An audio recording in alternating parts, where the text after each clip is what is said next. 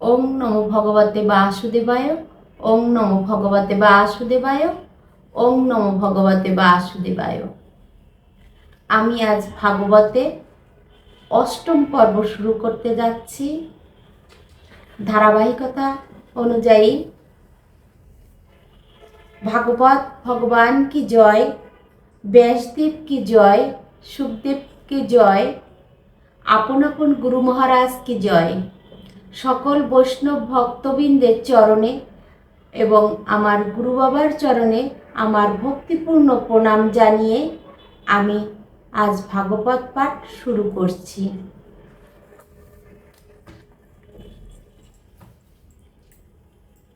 ইতিপূর্বে আমি 12 জন অবতারের কথা বলেছি। এবার আমি ত্রয়োদশ 13 অবতারের কথা বলবো। ত্রয়োদশে ভগবান হরি সনাতন সুন্দরী মোহিনী রূপ করিয়া ধারণ। সুন্দরী মোহিনী রূপ ধারণ করেছেন ভগবান 13তম অবতারে। দৈত্যগণে মুগ্ধ করি আপন শোভায় সুধা পান করালেন যত দেবতায়। দৈত্যদের কি করলেন? মুগ্ধ হয়ে গেলেন, দৈত্যরা মুগ্ধ হয়ে গেলেন এবং তার চেহারা দেখে সব সব দৈত্যরাই মুগ্ধ হলেন এবং দেবতাদের সুধা পান করালেন।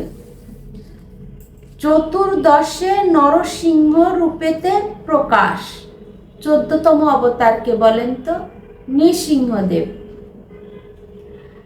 পূরণ করেন হরি প্রহ্লাদের আশ। প্রহ্লাদের মনে যে বাসনা কামনা ছিল ওটা পূর্ণ করেছেন। হিরণ্যকশিপুর ছিল অসুর প্রধান। প্রহ্লাদের বাবা হিরণ্যকশিপুর, উনি ছিলেন অসুরদের প্রধান। বিষ্ণুদ্বেষী অহংকারী অতি বলবান। তিনি ভগবান বিশ্বাস করতেন না, তিনি ছিলেন অহংকারী। মাদুর নির্মাণকারী, সহজে যেমন এরকা নামক তৃণ করে বিদারণ। মাদুর চেনেন? যেটা মানুষ পাতায় বসে বা বিছনায় ব্যবহার করে, বেতি দিয়ে তৈরি করা হয়। ওটা হচ্ছে একটা গাছের একটা তৃণ। সেই গাছটার তৃণের নাম হচ্ছে এরকা। ওই এরকারে যেভাবে ছিঁড়ে পিস পিস করে মাদুর নির্মাণ করে, যারা মাদুর তৈরি করেন তারা ঠিক তেমনইভাবে হিরণ্যকশিপুর দৈত্য উরুতে রাখিয়া তেমনি বিদীর্ণ হরি করে নখ দিয়া। নৃসিংহদেব অবতার এসে ওই হিরণ্যকশিপুরকে কি উরুর পরে রেখে সেভাবেই ছিঁড়ে ফেলেছিলেন। বলির নিকট হতে স্বর্গ পেতে ফিরে বামন রূপে 15 অবতারে। 15তম অবতার হচ্ছে বামন অবতার। সলিতে বলিরে তার যজ্ঞেতে গমন, ত্রিপদে আবৃত করে 3টি ভুবন। বামন অবতারে 3টে পা ছিল এবং সেই 3 পা 3টি ত্রিভুবনে রেখেছিলেন। ত্রিপদে আবৃত করে 3টি ভুবন। ষোড়শে পরশুরাম রূপেতে আবার। 16তম অবতারকে পরশুরাম। ক্ষত্রিয় নির্বংশ করে 21 বার, 21 বার ক্ষত্রিয়রা নির্বংশ করে দেয় পরশুরাম। সপ্তদশ অবতারে হরি সনাতন। সত্যবতী গর্ভে জন্ম করেন গ্রহণ। 17তম অবতার কে? হরি সনাতন। কার গর্ভে জন্মগ্রহণ করেন? সত্যবতীর গর্ভে। ব্যাসদেব রূপে প্রভু পৃথিবী মাঝার, বেদের বিবিধ শাখা করেন বিস্তার। তিনি কে? ব্যাসদেব। এই যে ভাগবত তৈরি করছেন, ব্যাসদেব পৃথিবীর মাঝারে আসেন, বেদের বিধান শাখা করেন বিস্তার। বেদ থেকে সব কিছু আসে। অষ্টাদশে রামচন্দ্র পূর্ণ অবতার। 18তম অবতার হচ্ছে রামচন্দ্র। দশরথ পুত্র রূপে জন্মিলা আবার। ভগবান কি করলেন? দশরথের পুত্র রূপে এবার আসলেন 18তম বারে। সাগর বন্ধন আদি করি সম্পাদন, রাক্ষস রাবণে তিনি করেন নিধন। রাবণ কে ছিলেন? রাক্ষস, তার নিধন করার জন্য এসেছেন রাম অবতার। ঊনবিংশ অবতারে দয়াময়, বৃংশী বংশে রামকৃষ্ণ রূপেতে উদয়। 19তম অবতার কেডা? রামকৃষ্ণ। এই রামকৃষ্ণ কি করতে আসছেন? বৃংশী বংশে এসে উদয় হয়েছেন। লাঘব করিতেই ধরণীর ভার। এই ধরণী যখন ভারাক্রান্ত হয়ে পড়ে তখনই অবতার আসেন। কৃষ্ণ বলরাম রূপে আবির্ভাব তার।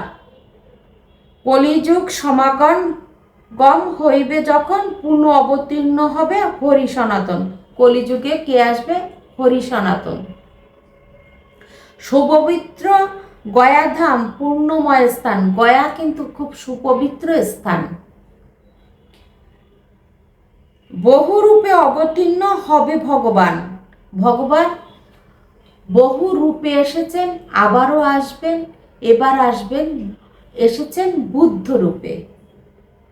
এ যুগের শেষে যবে নৃপতির দল, দস্যুসম আচরণ করিবে কেবল। বিষ্ণু যশা নামে এক ব্রাহ্মণের ঘরে। মানুষ যখন দস্যুরূপ আকার ধারণ করবে তখনই বিষ্ণু যশা নামে এক ব্রাহ্মণ আছেন, ওনার ঘরে আসবেন, কল্কি রূপে আসবেন কল্যাণের তরে। কল্কি অবতার আসবেন।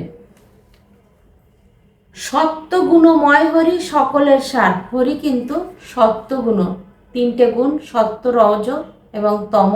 তার মধ্যে হরি হচ্ছে সত্যগুণের অধিকারী। সীমা সংখ্যাহীন হয় তার অবতার, অক্ষয় সরসী হতে নদী অগণন। নদী কি বহমান, বয়ে চলে। নদীর কোনো ঢেউয়ের কি গণনা করা যায়? যায় না। যেমন বহিয়া যায় তারা অনুক্ষণ, নদী বয়েই চলেছে। তেমনি পুরুষ হতে জন্মে অবতার, এক ভগবান হতে উদ্ভব সবার। ভগবান একজনই, তার থেকে এই অবতার আসেন, পৃথিবীতে আসেন। এক ভগবান হতে উদ্ভব সবার। প্রজাপতি, দেব, ঋষি, মনু ও মানব। প্রজাপতিকে ব্রহ্মা, দেব মানে দেবতারা, ঋষিরা, মনু ও মানব সবই কিন্তু ভগবানের অংশ। একমাত্র ঈশ্বরের তারা সব। কোনো কোনো অবতার অংশমাত্র তার, কলামাত্র হয় শুধু কোনো অবতার। কেবল শ্রীকৃষ্ণ মাত্র করো অবধান। আমাদের শ্রীকৃষ্ণকে চিনতে হবে, জানতে হবে। একমাত্র শ্রীকৃষ্ণ এখন ভগবান। স্বয়ং ঈশ্বর তিনি পূর্ণ ভগবান। একদম পূর্ণ ভগবান বলতে যা বোঝায় শ্রীকৃষ্ণ তাই। জন্ম লয়ে ইন্দ্রশত্রু যতেক দানব, যখন সংসারে আসি করে উপদ্রব। যুগে যুগে আসি হরি হয়ে অবতার।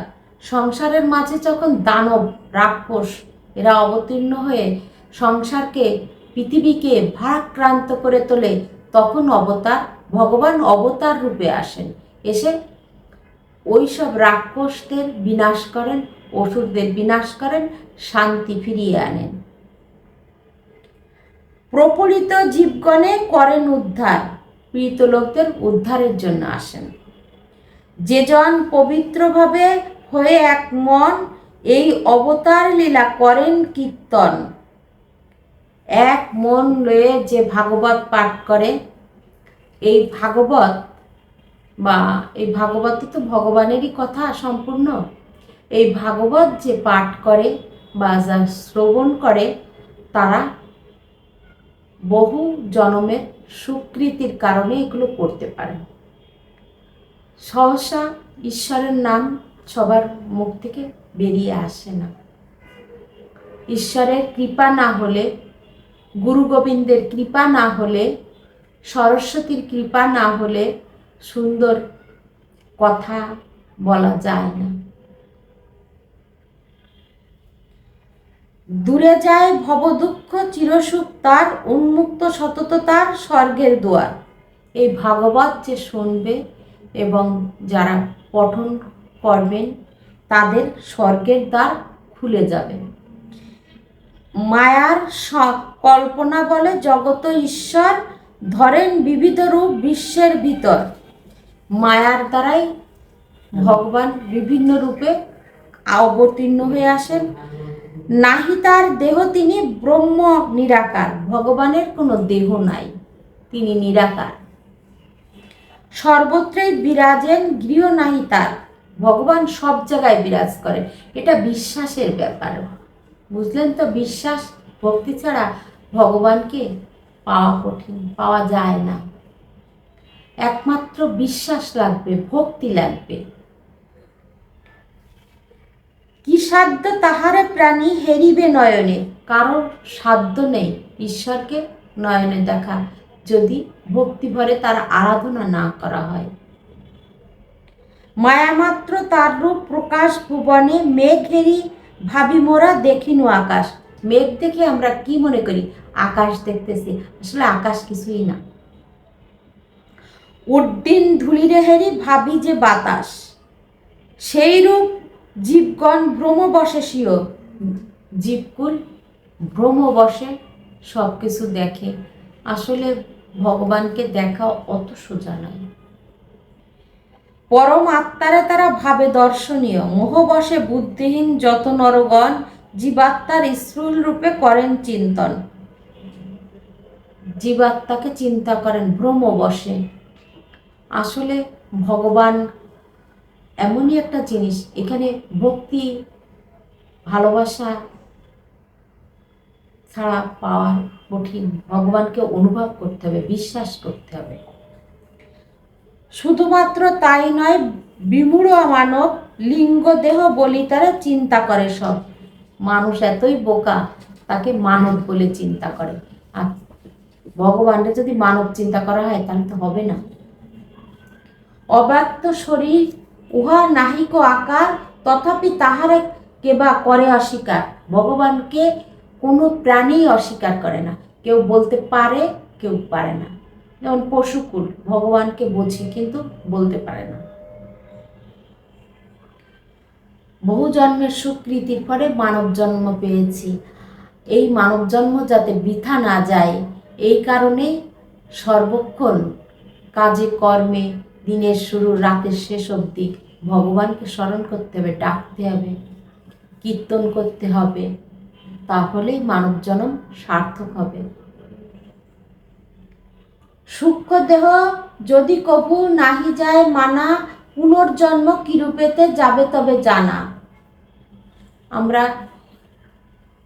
সনাতন ধর্মের যারা অবলম্বী তারা আমরা পুনর্জন্ম বিশ্বাস করি আমাদের শাস্ত্র অনুযায়ী। নির্গুণ চিন্ময় হরি হন নিরাকার, সর্বভূতে আত্মারূপে উদয় যাহার। এই আত্মা কি? আত্মা কি মানুষ সৃষ্টি করতে পারে? পারে না।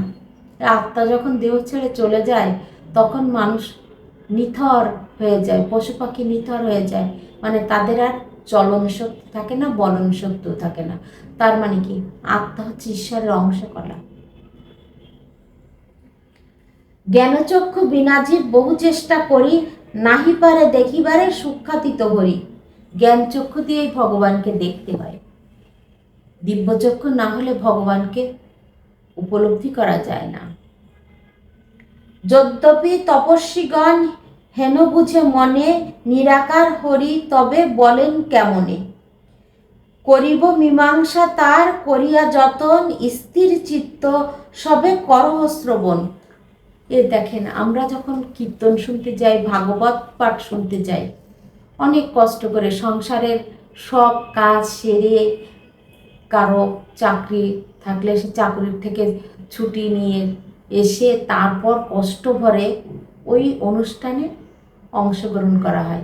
এবং ওই অনুষ্ঠানে যে আপনার যদি সেই মানে যে কারণে গেলেন ওইটা যদি উপলব্ধি না করতে পারেন, ওখানে যে যদি বিভিন্ন আলোচনা করেন, খারাপ জিনিসগুলো যদি চোখে ধারণ করেন তাহলে কোনো লাভ নেই। সে ভাগবত স্থানে যেয়ে আরও পাপ কুড়ায় নিয়ে আসতে হয়। এই জন্য শুদ্ধ বস্ত্রে শুদ্ধ মনে ভগবানের ভাগবত পাঠে যেতে হয়, গীতা পাঠে যেতে হয়, মন্দিরে কীর্তনে যেতে হয়। একটা গল্প আছে, সেটা হচ্ছে একটা মেয়ে মানে মন্দিরে যেয়ে পরের দিন বলে কি আমি আর তার মাকে জানিয়ে দেয় আমি যাব না। কেন যাবে না? ওখানে পরনিন্দা পরচর্চা হয়, তাই যাব না। তারপর তাকে বলা হয়েছিল যে তুমি একটা প্রদীপে তেল ভরে দিয়ে বলা হয়েছিল যে তুমি এই তেলের প্রদীপ জ্বালানো থাকবে, তুমি এটা নিয়ে মন্দিরটা প্রদক্ষিণ করবে যেন তেলটা না পড়ে যায়।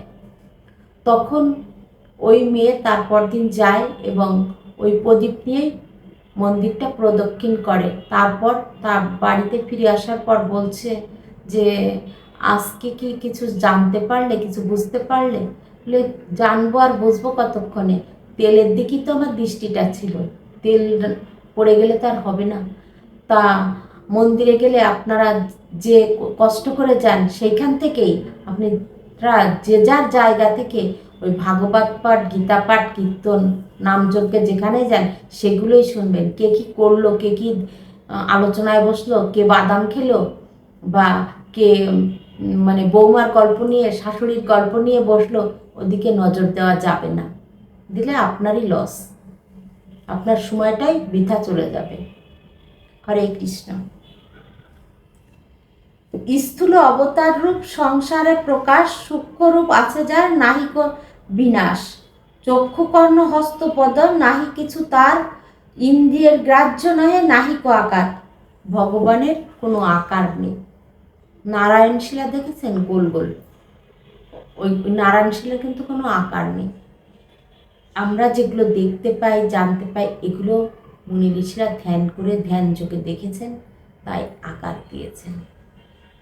সব কিছু দেখতে গেলে, বুঝতে গেলে ধ্যান করা প্রয়োজন। আজও বৃন্দাবনে গেলে অনেকেই যারা মানে সাধু সামন্ত, তারা রাধাকৃষ্ণকে দেখতে পান, সাধারণ মানুষ দেখতে পান না। চোখ ইন্দ্রিয়ের গ্রাহ্য নহে নাহিক আকার, অস্তিত্ব তাহার বেদে করয়ে প্রমাণ। সৃষ্টিকর্তা বিনে জীবা কেবা দেয় প্রাণ। এই দেখেন ভাগবতী বলছে যে সৃষ্টিকর্তা যদি না থাকতো প্রাণকে দিত। এই যে ডাক্তার দেখান, হ্যাঁ ডাক্তাররা কি পারে একটা মানুষ সৃষ্টি করতে? জীবন দিতে পারে না, কেউই পারে না। তাই সৃষ্টিকর্তাকে মানতে হবে, জানতে হবে। সৃষ্টিকর্তা অজ্ঞান হইবে দূর যবে জ্ঞান বলে, সূক্ষ্ম সূক্ষ্ম একমাত্র বুঝিবে সকলে। ভক্তি বর্ষে যবে হয় শুদ্ধ চিত্ত মন, দূরে যায় রোগশোক আদি অগণন। তখন পরম তত্ত্ব উদয় অন্তরে। যদি মানুষের ভিতরে ভক্তির সৃষ্টি হয় তখন কি হয়? ঈশ্বরের কৃপা লাভ করে এবং রোগ শোক দূরীভূত হয়। এই সংসার থেকে মায়া তার কেটে যায়। যতক্ষণ আপনি সংসারে থাকবেন, মায়ার বশে আবদ্ধ থাকবেন, সংসারে বিষয় চিন্তা করবেন, ততক্ষণ আপনি রোগ শোক জ্বালা যন্ত্রণায় ভুগবেন।